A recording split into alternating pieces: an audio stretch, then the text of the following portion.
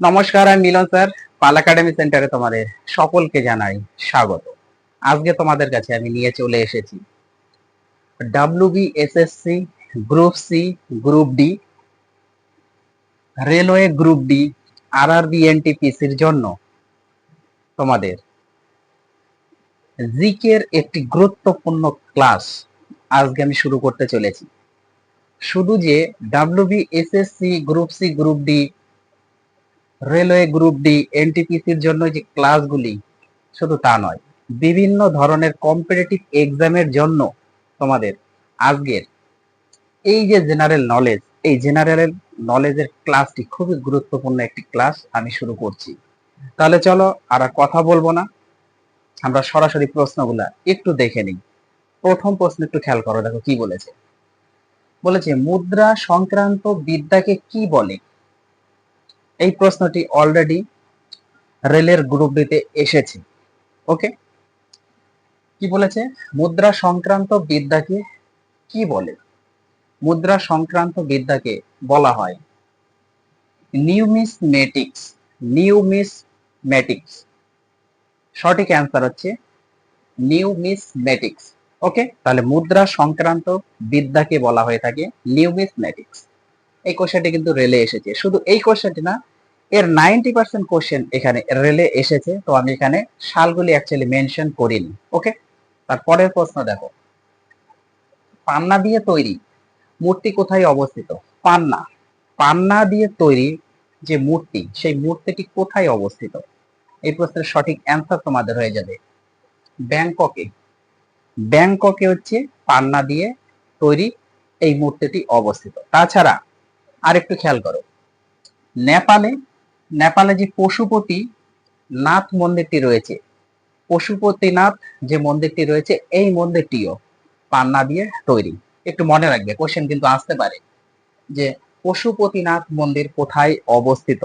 নেপাল। ওকে, নেপালে পশুপতিনাথ মন্দির অবস্থিত, এই মন্দিরটিও পান্না দিয়ে তৈরি। তারপরের প্রশ্ন দেখো কি বলেছে, পৃথিবীর কোন শহরে সর্বাধিক বহু ভাষাভাষী মানুষ বাস করে? পৃথিবীর কোন শহরে সর্বাধিক, সবচেয়ে বেশি বহু ভাষাভাষী মানুষ বাস করে? এই প্রশ্নের সঠিক অ্যান্সার তোমাদের হয়ে যাবে হংকং। হংকং এ সবচেয়ে বেশি বহু ভাষাভাষী মানুষ বাস করে থাকে। ওকে, তারপরের প্রশ্ন দেখো কি বলছে, ভারতের দীর্ঘতম জাতীয় সড়ক কোনটি? ভারতের দীর্ঘতম জাতীয় সড়ক কোনটি? এই প্রশ্নের সঠিক অ্যান্সার তোমাদের NH-44, national highway. NH, national highway 44, 44, national highway 44। ওকে, দীর্ঘতম জাতীয় সড়ক। তবে এখান থেকে আরেকটু তোমরা জেনে নাও, এটি জম্মু কাশ্মীরের, জম্মু কাশ্মীর, ওকে, জম্মু কাশ্মীরের শ্রীনগর থেকে কন্যাকুমারী পর্যন্ত রয়েছে।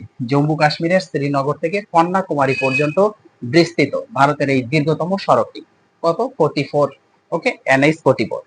তারপরের প্রশ্ন দেখো কি বলেছে, ভারতের কোন রাজ্যে প্রথম রাষ্ট্রপতি শাসন জারিত হয়? ভারতের কোন রাজ্যে প্রথম রাষ্ট্রপতি শাসন জারি হয়? এই প্রশ্নের সঠিক অ্যান্সার তোমাদের উত্তরপ্রদেশ। উত্তরপ্রদেশ, উত্তরপ্রদেশে প্রথম রাষ্ট্রপতি শাসন জারি হয়। কত সালে? 1954, 1954, 1954 সালে। ওকে, 1954 সালে, এই সালটা একটু মনে রাখতে হবে। ক্লিয়ার? তারপরের প্রশ্ন দেখো কি বলেছে, ভারতের জাতীয় পতাকার, ভারতের জাতীয় পতাকার চক্রে কতগুলি কাটা দাগ আছে? ভারতের জাতীয় পতাকার চক্রে কতগুলি কাটা দাগ আছে? এই প্রশ্নের তোমাদের সঠিক অ্যান্সার হয়ে যাবে 24টি। 24টি কাটা দাগ রয়েছে ভারতের জাতীয় পতাকার চক্রের মধ্যে, কাটা কাটা দাগ রয়েছে 24টি। যে চক্রটাকে বলা হয়েছে অশোক চক্র। ওকে, অশোক চক্র বলা হয়ে থাকে। এবং এই অশোক চক্রের যে নকশা, এই নকশাটা তৈরি করেছিল, নকশাটা তৈরি করেছিল পিঙ্গালি, পিঙ্গলি ভ্যাঙ্কাইয়া। পিঙ্গলি ভ্যাঙ্কাইয়া, নামটা মনে রাখতে হবে, পিঙ্গলি ভ্যাঙ্কাইয়া। ওকে, তাহলে অশোক চক্রের যে নকশা, সেই নকশাটা তৈরি করেছিল পিঙ্গলি ভ্যাঙ্কাইয়া। ক্লিয়ার? তারপরের প্রশ্ন, এশীয় উন্নয়ন ব্যাংকের সদর দপ্তর কোথায়? এশীয় উন্নয়ন ব্যাংকের সদর দপ্তর কোথায়? এই প্রশ্নের সঠিক অ্যান্সার হংকং। হংকং এ রয়েছে। ওকে, হংকং এ রয়েছে। তাহলে কি হলো প্রশ্নটি? এশীয় উন্নয়ন ব্যাংকের সদর দপ্তর রয়েছে হংকং এ। কত সালে এই এশীয় উন্নয়ন ব্যাংক প্রতিষ্ঠিত হয়েছিল? এই প্রশ্নের সঠিক অ্যান্সার 1966 সালের 19শে ডিসেম্বর। 1966 সালের 19শে ডিসেম্বর। ওকে, 1966 এত সালের 19শে ডিসেম্বরে প্রতিষ্ঠিত হয়। তারপরের প্রশ্ন দেখো, আমাদের জাতীয় ক্যালেন্ডারের প্রথম মাস কি? আমাদের জাতীয় ক্যালেন্ডারের প্রথম মাস কি? এই প্রশ্নের সঠিক অ্যান্সার তোমাদের হয়ে যাবে চৈত্র মাস। চৈত্র মাস হচ্ছে আমাদের জাতীয় ক্যালেন্ডারের প্রথম মাস। জাতীয় ক্যালেন্ডারের প্রথম মাস চৈত্র মাসকে আমরা ধরে থাকি। তারপরের প্রশ্ন দেখো কি বলেছে, বৃক্ষের বয়স নির্ণয় করা যায় কিভাবে? বৃক্ষের বয়স নির্ণয় করা যায় কিভাবে? এই প্রশ্নের সঠিক অ্যান্সার তোমাদের হয়ে যাবে বলয় গণনা করে। বলয় গণনা করে বৃক্ষের বয়স নির্ণয় করা যায়। ওকে, তারপরের প্রশ্ন দেখো কি বলেছে, ভারতে প্রথম কবে চলচ্চিত্র দেখানো হয়? ভারতে প্রথম কবে চলচ্চিত্র দেখানো হয়? এই প্রশ্নের সঠিক অ্যান্সার 1896 সালে। 1896, 1896 সালে ভারতে প্রথম চলচ্চিত্র দেখানো হয় এবং সেই চলচ্চিত্রটির নাম হচ্ছে রাজা হরিশ্চন্দ্র। রাজা হরিশ্চন্দ্র চলচ্চিত্র। রাজা হরিশ্চন্দ্রের চলচ্চিত্র। ওকে, কত সালে? 1896 সালে, যেটা একটি নির্বাক চলচ্চিত্র ছিল। এটা মনে রাখতে হবে, এটি একটি নির্বাক চলচ্চিত্র। কোন চলচ্চিত্রটা? রাজা হরিশ্চন্দ্রের চলচ্চিত্র, একটি নির্বাক চলচ্চিত্র, যেটা 1896 সালে দেখানো হয়ে থাকে ভারতে প্রথম। ক্লিয়ার? আশা করি প্রত্যেকটি প্রশ্ন তোমরা সকলেই বুঝতে পেরেছো। তারপরে প্রশ্ন দেখো, পরে প্রশ্নে খেয়াল করো।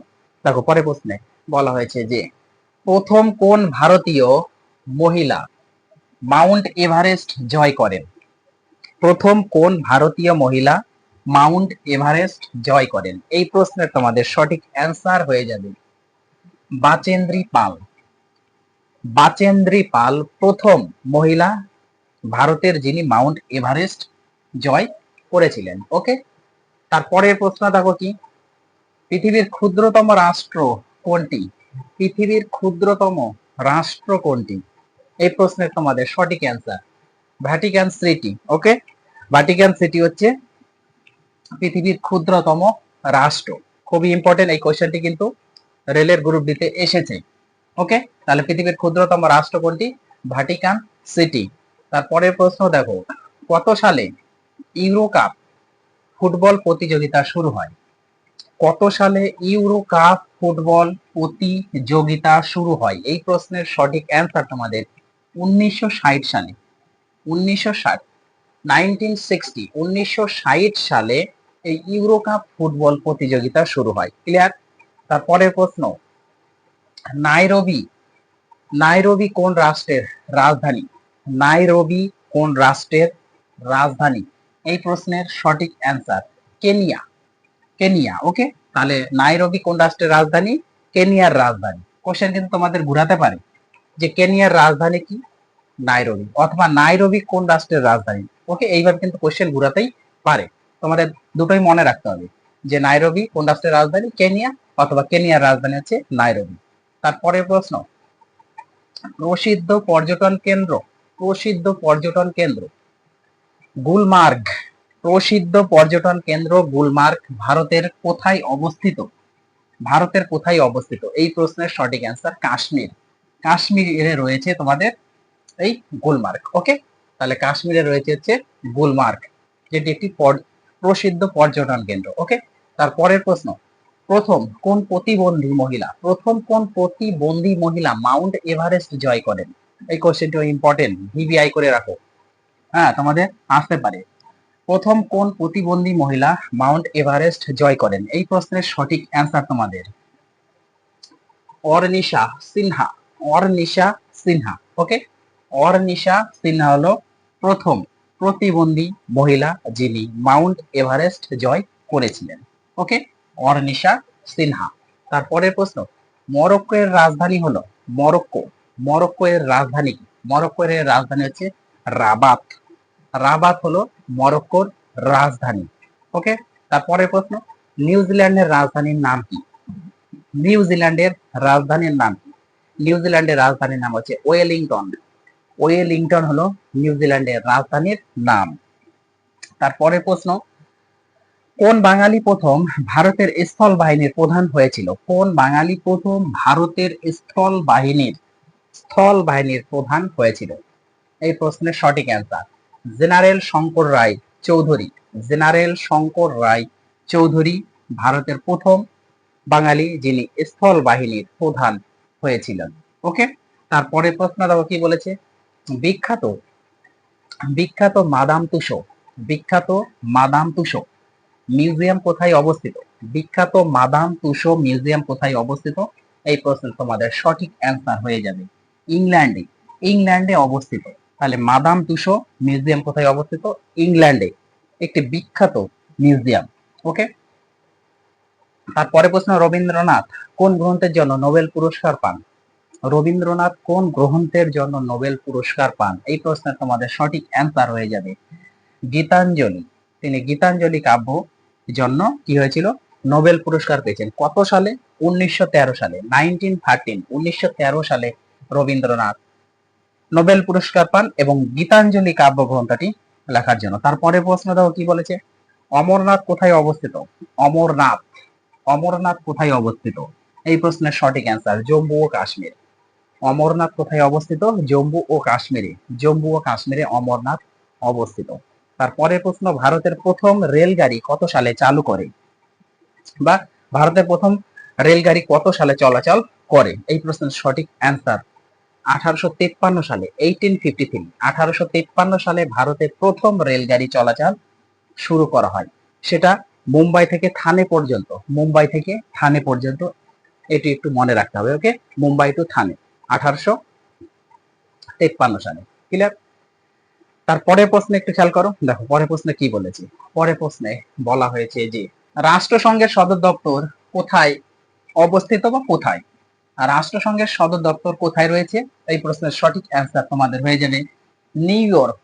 নিউ ইয়র্কে রয়েছে রাষ্ট্রসংঘের সদর দপ্তর। রাষ্ট্রসংঘ কবে প্রতিষ্ঠিত হয়েছিল? এর সাথে একটু মনে রাখবি 1945 সালের 24শে অক্টোবর। 1945, 1945 এর 24 অক্টোবরে রাষ্ট্রসংঘ প্রতিষ্ঠা হয় এবং এই রাষ্ট্রসংঘের সদর দপ্তর তখন ছিল হচ্ছে নিউ ইয়র্ক। ওকে, তারপরের প্রশ্ন দেখো কি বলেছে, শহীদ মিনার শহীদ মিনার কার স্মৃতি স্তম্ভ? শহীদ মিনার কার স্মৃতি স্তম্ভ? এই প্রশ্নের সঠিক অ্যান্সার হয়ে যাবে sir David Ochterlony. Sir David Ochterlony. Okay, তাহলে শহীদ মিনার কার স্মৃতি স্তম্ভ? স্যার ডেভিড অক্টারলনির স্মৃতি স্তম্ভ। ওকে, এই শহীদ মিনার কত সালে প্রতিষ্ঠিত হয়েছিল? শহীদ মিনার সঠিক অ্যান্সার 1848 সালে। এটা একটু মনে রাখবে যে শহীদ মিনার প্রতিষ্ঠিত হয়েছিল 1848 সালে এবং কার স্মৃতি স্তম্ভ? স্যার ডেভিড অক্টারলনির স্মৃতি স্তম্ভ। ওকে, তারপরের প্রশ্ন দেখো, কোন বিজ্ঞানী প্রথম হৃৎপিণ্ড সংস্থাপন করেছিলেন? কোন বিজ্ঞানী প্রথম হৃৎপিণ্ড সংস্থাপন করেছিলেন? এই প্রশ্নের তোমাদের সঠিক অ্যান্সার হয়ে যাবে Christian Christian Barnard. Christian Barnard. Okay, তাহলে কোন বিজ্ঞানী প্রথম হৃৎপিণ্ড সংস্থাপন করেছিলেন? Christian Barnard. ক্লিয়ার? তারপরে প্রশ্ন, বুনিয়াদী শিক্ষার প্রবর্তক কে? বুনিয়াদী শিক্ষার প্রবর্তক কে? এই প্রশ্নের সঠিক অ্যান্সার তোমাদের মহাত্মা গান্ধী। মহাত্মা গান্ধী হলো বুনিয়াদী শিক্ষার প্রবর্তক। ওকে, তারপরে প্রশ্ন, কম্পিউটারের আবিষ্কর্তা?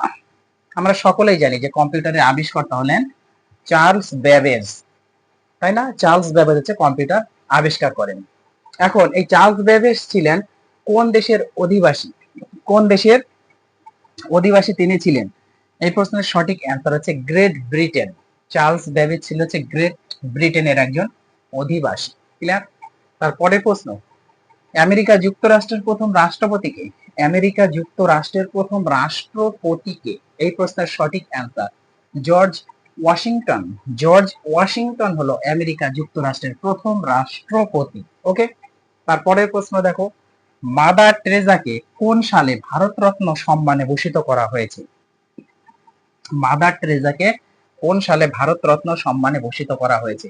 এই প্রশ্নের সঠিক অ্যান্সার 1980 সালে। 1980 সালে মাদার টেরেজাকে ভারতরত্ন সম্মানে ভূষিত করা হয়েছিল। তারপরের প্রশ্ন, প্রথম কোন ব্যক্তি চাঁদে পদার্পণ করেন? প্রথম কোন ব্যক্তি চাঁদে পদার্পণ করেন? এই প্রশ্নের সঠিক অ্যান্সার তোমাদের নীল আর্মস্ট্রং। নীল আর্মস্ট্রং প্রথম চাঁদে পা রাখেন বা চাঁদে পদার্পণ করেন। তারপরের প্রশ্ন, বিশ্ব চলচ্চিত্রের সর্বশ্রেষ্ঠ পুরস্কার কি নামে অভিহিত হয়? বিশ্ব চলচ্চিত্রের সর্বশ্রেষ্ঠ পুরস্কার কি নামে অভিহিত হয়? এই প্রশ্নের সঠিক অ্যান্সার হয়ে যাবে তোমাদের অস্কার। অস্কার নামে অভিহিত করা হয়। তাহলে বিশ্ব চলচ্চিত্রের সর্বশ্রেষ্ঠ পুরস্কার, খুবই ইম্পর্টেন্ট কোশ্চেনটি, কি নামে অভিহিত করা হয়? অস্কার নামে অভিহিত করা হয়ে থাকে। এবার এই কোশ্চেনটি ঘুরিয়ে দিতে পারে, অস্কার অস্কার পুরস্কার কিসের জন্য দেওয়া হয়? অস্কার পুরস্কার কিসের জন্য দেওয়া হয়? চলচ্চিত্রের জন্য এটা দেওয়া হয়ে থাকে। ওকে, চলচ্চিত্রের জন্য এই অস্কার পুরস্কার দেওয়া হয়ে থাকে। তারপরের প্রশ্ন, কলকাতায় প্রথম টাকশাল কবে তৈরি হয়? কলকাতায় প্রথম টাকশাল কবে তৈরি হয়? এই প্রশ্নের সঠিক অ্যান্সার 1772 সালে, 1772। 1772 সালে কলকাতায় প্রথম টাকশাল তৈরি হয়। তারপরের প্রশ্ন, প্রথম কোন মহিলা পৃথিবীর সপ্ত সমুদ্র সাঁতারে পার হয়েছেন? প্রথম কোন মহিলা পৃথিবীর সপ্ত সমুদ্র সাঁতারে পার হয়েছেন? এই প্রশ্নের সঠিক অ্যান্সার তোমাদের বুলা চৌধুরী। বুলা চৌধুরী হচ্ছে কারেক্ট অ্যান্সার। তাহলে প্রথম কোন মহিলা পৃথিবীর সপ্ত সমুদ্র সাঁতারে পার হয়েছেন? বুলা চৌধুরী। তারপরে প্রশ্ন, বাংলার অক্সফোর্ড নামে কোন শহর পরিচিত? বাংলার অক্সফোর্ড, দেখো বাংলার অক্সফোর্ড নামে কোন শহর পরিচিত? এই প্রশ্নের সঠিক অ্যান্সার নবদ্বীপ। নবদ্বীপ জেলা। বাংলার নবদ্বীপ জেলা কি নামে পরিচিত? এই অক্সফোর্ড নামে পরিচিত। খুবই ইম্পর্টেন্ট, মনে রাখতে হবে যে বাংলার অক্সফোর্ড নামে কোন জেলা বা কোন শহর পরিচিত? সঠিক অ্যান্সার হচ্ছে নবদ্বীপ জেলা। তারপরে প্রশ্ন, শান্তিনিকেতন কোথায় অবস্থিত? শান্তিনিকেতন কোথায় অবস্থিত? এই প্রশ্নের সঠিক অ্যান্সার বোলপুরে। বোলপুরে হচ্ছে শান্তি নিকেতন রয়েছে। ওকে, তাহলে শান্তিনিকেতন কোথায় অবস্থিত? বোলপুরে। ক্লিয়ার? তাহলে এই ছিল তোমাদের আজকে তোমাদের এই জিকের বা জেনারেল নলেজের পার্ট 1 এর ক্লাস তোমরা বলতে পারো। ক্লিয়ার? এটা পার্ট 1 এর ক্লাস হিসাবে রাখো। তো তোমরা এই পার্ট 1 এর ক্লাসটা একটু গুরুত্ব দিয়ে কন্টিনিউ রিভাইজ করতে থাকো, প্র্যাকটিস করতে থাকো। আমি এরকম আরো তোমাদের ইম্পর্টেন্ট কোশ্চেন নিয়ে পার্ট 2, পার্ট 3, পার্ট 4, পার্ট 5 এইভাবে কন্টিনিউ এখন ক্লাস দিতে থাকবো। তোমরা একটু গুরুত্ব দিয়ে ক্লাসগুলা দেখতে থাকো। আমি আবার আসবো পরবর্তী পার্ট নিয়ে। তাহলে আজকের মতো এখানেই শেষ করছি।